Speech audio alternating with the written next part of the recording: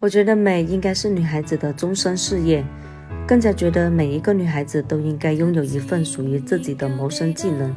与其浑浑噩噩地浪费着青春，不如把自己的兴趣爱好变成了我们自己的一份职业，活成自己想要的样子，不用去羡慕别人的生活。最近在荣县我也找到了一个培训学校，打算增值一下自己，因为白天有自己的工作。